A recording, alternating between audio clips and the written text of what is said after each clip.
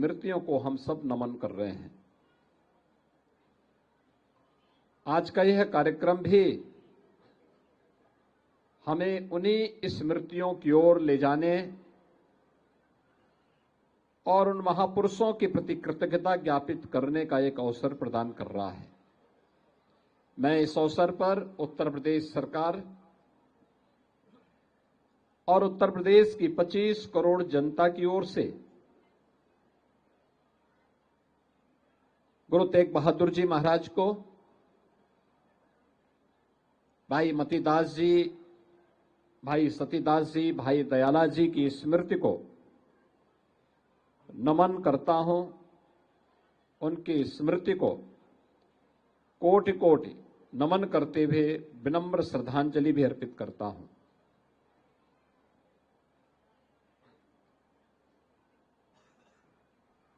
आज का ये दिन हम सब के लिए एक प्रेरणा का दिवस भी है। गुरु तेग बहादुर जी महाराज को इतनी यातना क्यों दी गई थी? क्योंकि उस समय मुगलों ने पूरे भारत का इस्लामीकरण करने की एक मुहिम चला रखी थी। औरंगजेब जैसा क्रूर बादशाह मनमानीपन पर उतर आया था। तिलक को मिटाने के लिए, जनेऊ को समाप्त करने के उद्देश्य से उसने देश भर में तो अत्याचार किया ही, लेकिन कश्मीर में जब उसके अत्याचार की पराकाष्ठा आगे बढ़ी, अफगान खान जैसा औरंगजेब का सिपह सालार वहां जाकर के अत्याचार करने लग गया, तब पंडित कृपाराम जी ने जब कहीं शरण नहीं मिली तो गुरु तेग बहादुर जी महाराज की शरण में जाकर के याचना की थी। याचना गुरु तेग बहादुर जी महाराज के सामने हो रही है, लेकिन गुरु गोविंद सिंह जी महाराज जो मात्र 9 वर्ष के हैं, वो गुरु तेग बहादुर जी महाराज से कह रहे हैं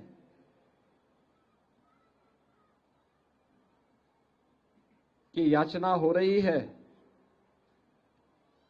आप कह रहे हैं कि किसी बड़े आदमी को अपना बलिदान देना पड़ेगा, तो आप बताइए आपसे बड़ा कौन है?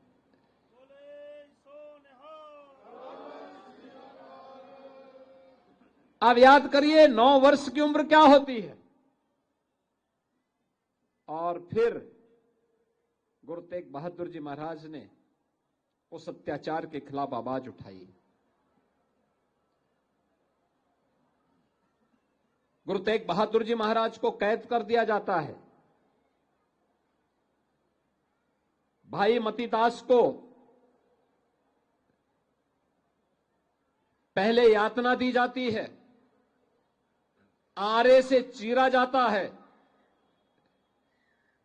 भाई सतीदास को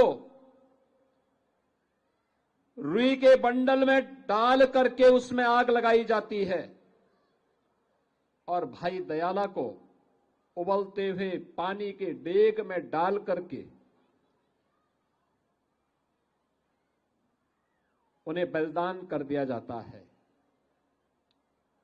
और गुरु तेग बहादुर जी महाराज तब भी अपने धर्म और अपने संकल्प से डिगे नहीं, तो उनके साथ कितनी बड़ी क्रूरता बरती गई।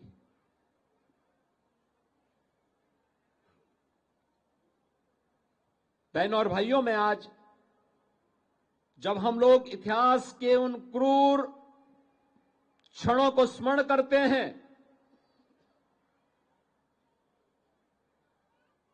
तो हम सबको ये लगता है कि ये यातनाएं उस समय इस गुरु परंपरा ने न केवल सही थी, बल्कि आवश्यकता आने पर उस यातना और उस क्रूरता का जवाब देने के लिए अपने आप को तैयार भी किया था। गुरु गोविंद सिंह जी महाराज को जब हम स्मरण करते हैं, मात्र 9 वर्ष की उम्र में जिन्होंने अपने गुरु और अपने पिता को खोया हो, जिनके 4 साहबजादे इस सनातन की रक्षा करने के लिए बलिदान हो गए हों, और दुनिया के अंदर ये बहुत कम उदाहरण देखने को मिलता है। जो गुरु गोविंद सिंह जी महाराज के बारे में हम देखते हैं, एक शहीद पिता के पुत्र हैं तो शहीद पुत्रों के वे पिता भी हैं।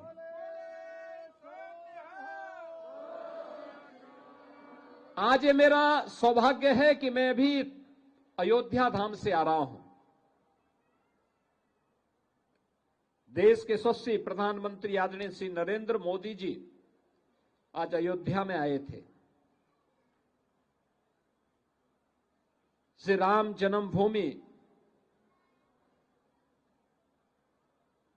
पर भगवान श्री राम के भव्य मंदिर का निर्माण कार्य पूर्ण होने के उपलक्ष्य में आज भारत की सनातन का भगवा ध्वज का आरोहण राम मंदिर के शिखर पर हुआ है, एक भव्य समारोह में हुआ है। यही वह भगवा ध्वज है जिसकी रक्षा करने के लिए सिख गुरुओं की परंपरा और पीढ़ी की पीढ़ी अपने आप को बलिदान करती आई है। ये वही परंपरा है। याद करिए, 1510 से लेके 1515 के बीच प्रथम गुरु नानक देव जी महाराज अयोध्या धाम में श्री राम जन्मभूमि मंदिर में दर्शन करने के लिए जाते हैं, और 1528 में एक विदेशी आक्रांता बाबर के सिपा सालार के द्वारा मंदिर को तोड़ दिया जाता है। और उस समय बाबर के अत्याचार को देखते हुए गुरु नानक देव जी महाराज ने बाबर को जावर कह करके उसके कृत्यों को पूरी मजबूती के साथ उसका विरोध किया था। आगे की परंपरा भी, जब अयोध्या में राम जन्मभूमि के लिए जब भी संघर्ष हुए, सिख गुरुओं ने, सिख योद्धाओं ने, निहंगों ने, संतों ने, राजाओं ने, सामान्य नागरिकों ने, माताओं और बहनों ने अपने आप को बलिदान देने में कहीं भी पीछे नहीं हटे, कभी पीछे नहीं हटे। और अयोध्या के बारे में जो बात हम सबको स्मरण रखनी होगी, साम्राज्य आए गए, पीढ़ियां आई गई, लेकिन एकमात्र अडिग थी, वह थी आस्था।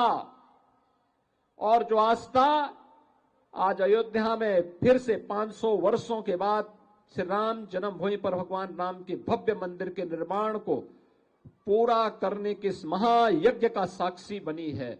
और वही आस्था आज यहां पर भी हम सबको देखने को मिल रहा है।